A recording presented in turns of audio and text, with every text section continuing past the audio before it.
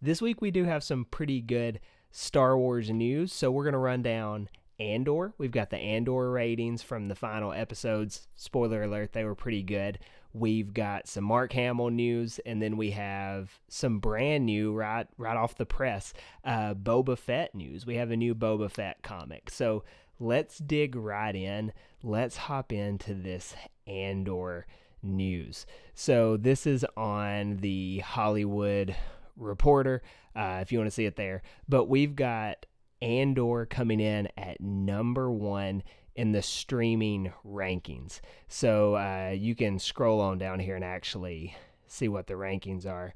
But we have the overall top 10 for that week of May the 12th through May the 18th, which, if you didn't know, that is the week that the Andor finale came out. So for that week, as far as original streaming shows, all of Andor, apparently 24 episodes, both seasons, I would imagine most of it was the newest season, got 931 million minutes.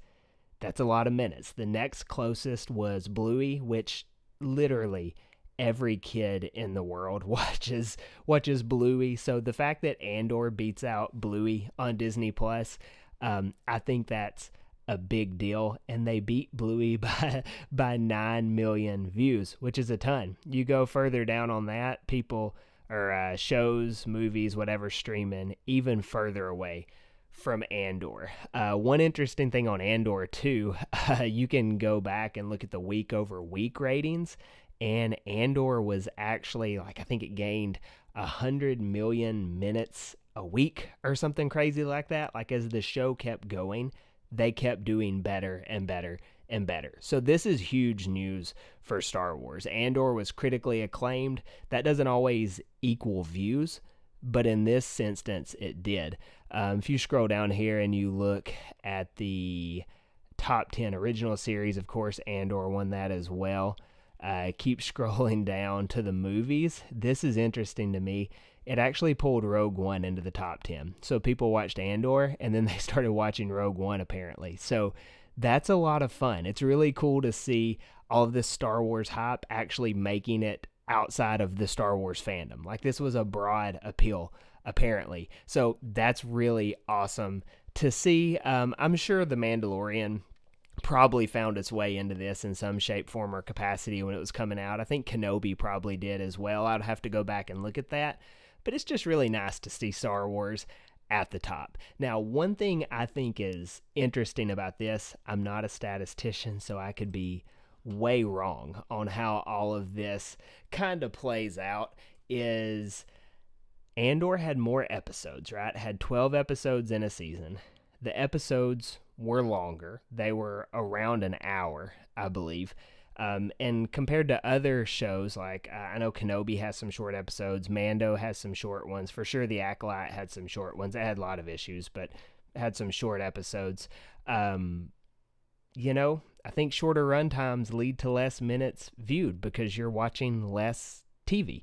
So more episodes, more runtime equaled more views in this scenario, I believe. So it'll be interesting to see how Disney Lucasfilm, hit my camera, how Disney Lucasfilm decides to go about that. Are they going to actually make these shows last a little bit longer? Are we going to get longer episodes, more episodes? Are we going to get more episodes concentrated per week? So Andor did 3 episodes a week too. So you had people watching like 2.5 to 3 hours of Star Wars every week. That doesn't always happen when you've got 40 minutes of The Mandalorian. So everything about this format seemed like it went really, really well for Andor. On top of it just being, a great show, the minutes were there. Like, we knew it was a great show as far as Star Wars goes, but it appears the rest of the world realized it was a great show as well and watched it. So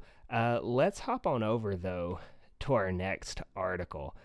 We got Mark Hamill talking Star Wars here. So this was with NBC, I believe, the Sunday News Today, with Willie Geist. This was on the 15th, so I'm recording this on a Thursday evening. But either way, you can see here, this has been about a week or so now, And Mark Hamill, a lot of, news about he's quitting Star Wars. He's not playing Luke Skywalker anymore.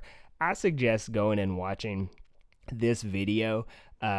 Definitely watch his interview with NBC.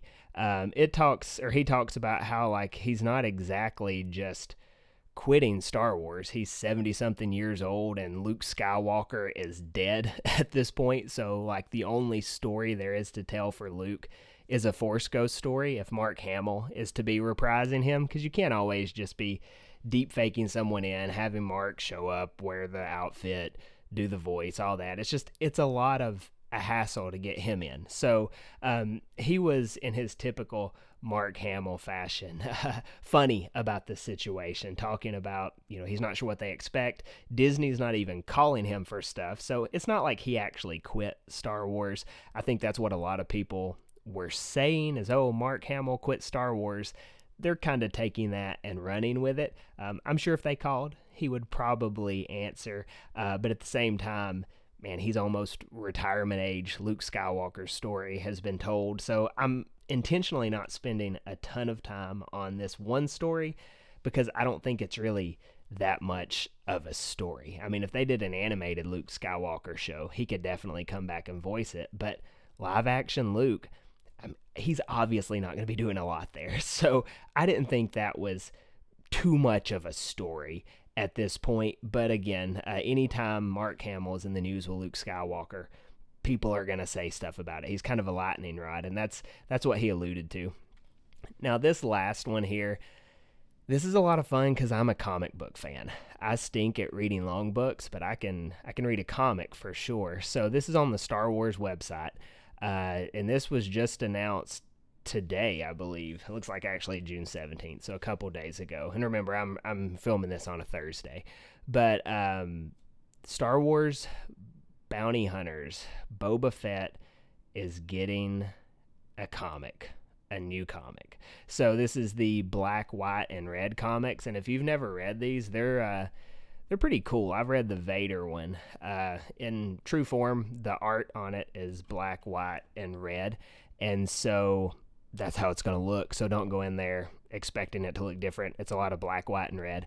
But Boba Fett is going to get one of these black, white, and red series following after the Darth Maul and the Darth Vader one. And it's going to follow him kind of in between the Empire and the Rebellion. He's going to have a job to do. So it looks like he's going to be hunting down the best thief in the galaxy.